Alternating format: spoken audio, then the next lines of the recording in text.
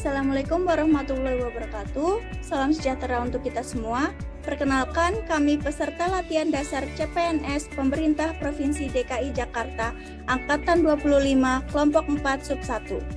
Sebelumnya, kami berterima kasih kepada Bapak Sujatmoko, tutor Agenda 3, yang telah menyampaikan materi tentang Smart Governance. Baik, izinkan saya memperkenalkan diri. Nama saya Hajar Intan Pertiwi selaku moderator yang akan memandu podcast diskusi isu aktual tentang penerapan sistem pemerintahan berbasis elektronik atau SPBE di lingkungan puskesmas.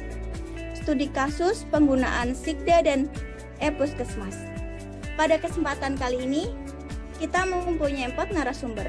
Yang pertama, Saudara Bagus Dwi Putra, yang menyampaikan penggunaan Sikda di instansinya.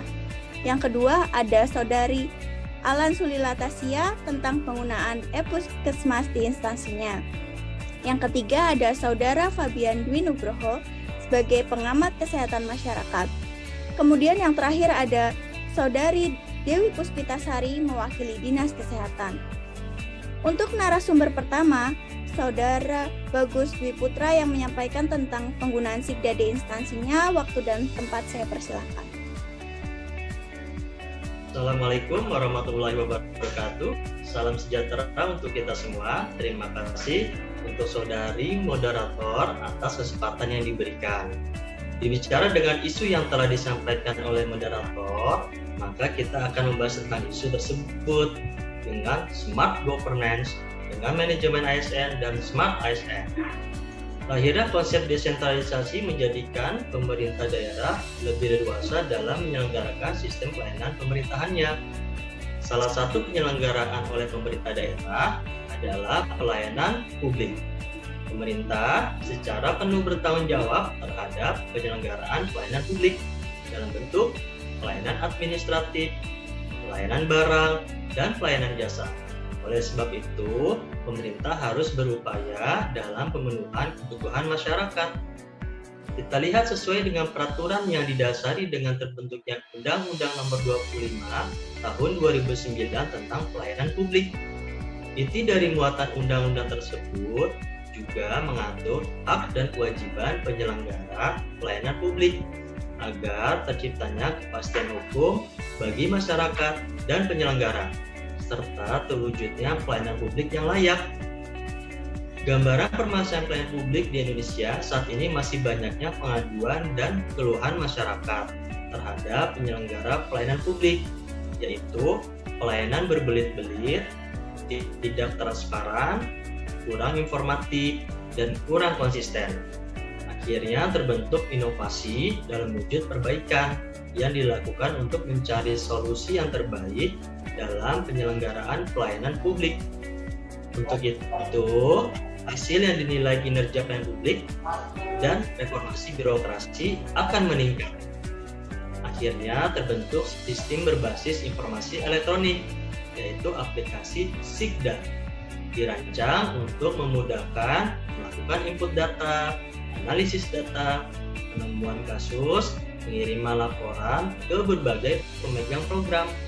Lahirnya kebijakan inovasi pelayanan menggunakan Sikda dari permasalahan yang terjadi, seperti waktu tunggu pasien yang lama, tidak terdatanya riwayat penyakit pasien yang berobat secara real time, dan database pasien puskesmas yang tidak terupdate. Dengan aplikasi Sikda yang disesuaikan dengan kebutuhan puskesmas, dirancang untuk memudahkan melakukan input data, analisis data, penemuan kasus, pengiriman laporan ke berbagai pemegang program. Sikda merupakan sebuah upaya lompatan untuk mendukung pelayanan kesehatan di fasilitas pelayanan kesehatan dasar, meningkatkan ketersediaan dan kualitas data, serta informasi kesehatan melalui pemanfaatan teknologi informasi. Dari penerapan SPBE, Sikda oleh Puskesmas adalah wujud implementasi kebijakan inovasi pelayanan publik di Puskesmas dalam meningkatkan kepuasan masyarakat. Program Sikda sesuai dengan apa yang diharapkan, serta prasarana penunjang program Sikda menjadi faktor keberhasilan dalam pelaksanaannya.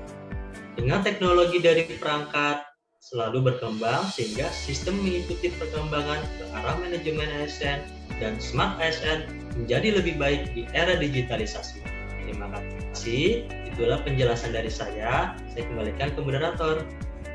Terima kasih untuk narasumber pertama, Saudara Bagus Dwi Putra. Kita lanjut ke narasumber kedua, Saudari Alan Sulila Tasya tentang penggunaan e-Puskesmas di instansinya. Waktu dan tempat saya persilakan. Assalamualaikum warahmatullahi wabarakatuh. Baik, terima kasih kepada moderator untuk waktu yang diberikan.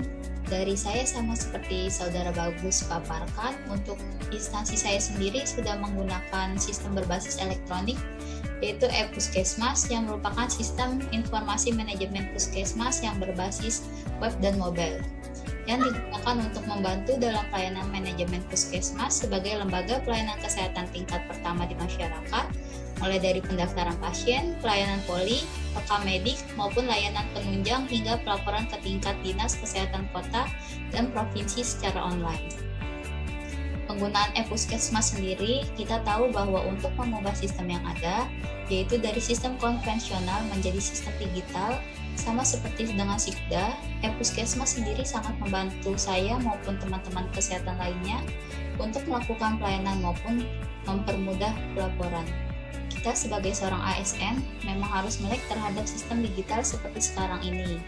Pengembangan kompetensi serta belajar cara penggunaan Sikda maupun e-Puskesmas sangat diperlukan untuk membantu kita sebagai ASN dalam memenuhi kebutuhan masyarakat terhadap fasilitas kesehatan, sehingga dapat dirasakan langsung manfaatnya oleh masyarakat luas dan diharapkan layanan di setiap puskesmas akan meningkat kualitasnya.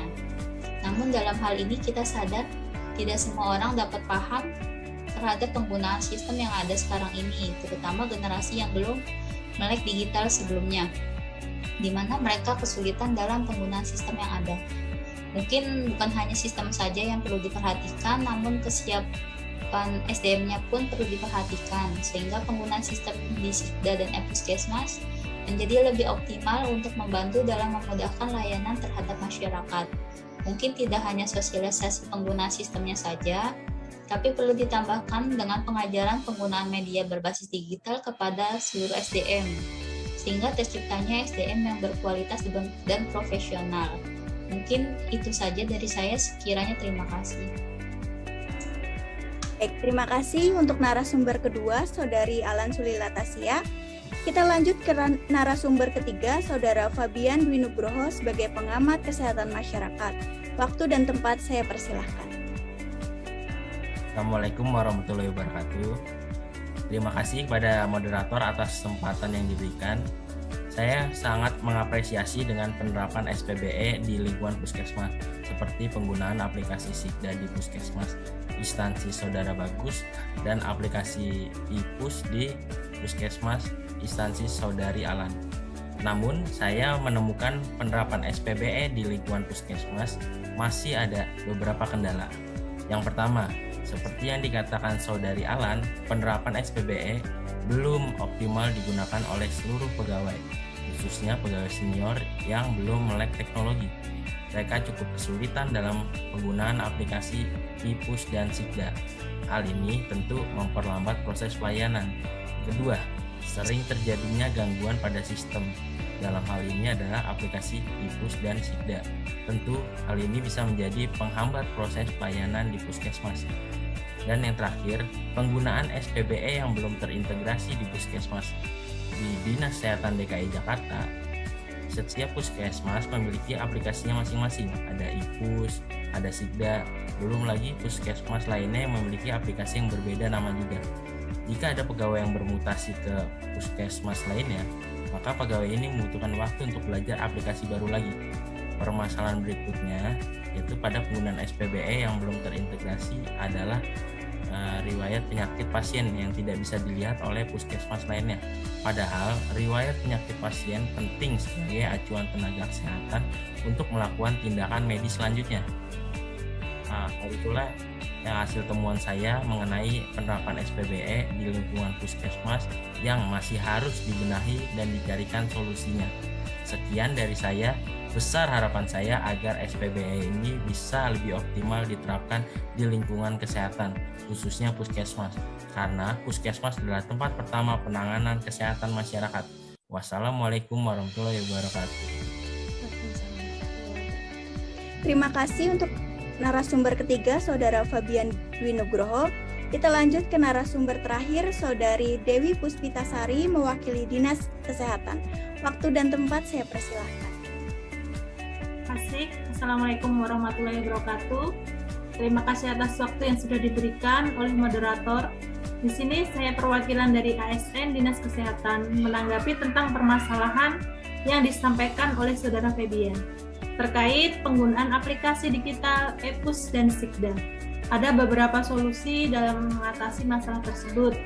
Di antaranya, yang pertama, menanggapi masalah yang pertama terkait belum optimalnya penggunaan aplikasi EPUS dan Sikda dikarenakan ada beberapa staf yang belum bisa. Harusnya dilakukan pendataan staf mana saja yang belum bisa, kemudian dilakukan sosialisasi kembali bagaimana cara menggunakan aplikasi itu dengan benar. Yang kedua, terkait dengan gangguan sistem aplikasi, seharusnya ada petugas IT support yang standby di jam pelayanan berlangsung. Bila terjadi trouble, bisa segera diatasi. Untuk yang ketiga, dapat mengetahui riwayat pengobatan sebelumnya di tempat yang berbeda. Nomor register pasien dibuat link ke tempat berobat sebelumnya supaya riwayat pengobatan pasiennya terlihat. Demikian yang saya sampaikan terkait permasalahan aplikasi EPUS dan Sikda. Terima kasih. Wassalamualaikum warahmatullahi wabarakatuh. Waalaikumsalam warahmatullahi wabarakatuh. Terima kasih untuk Saudari Dewi Puspitasari. Baik, jadi dari diskusi kita pada podcast kali ini dapat saya simpulkan secara garis besar bahwa dalam setiap kebijakan yang dikeluarkan oleh pemerintah, pasti ada tanggapan baik itu pro maupun kontra. Tetapi tidak menjadikan halangan untuk kita sebagai smart ASN untuk memiliki integritas, profesionalisme, berwawasan global, membangun networking, memberikan pelayanan terbaik, dan menguasai teknologi informasi. Sekian podcast dari diskusi kami, semoga mendapat manfaat bagi kita semua. Wassalamualaikum warahmatullahi wabarakatuh.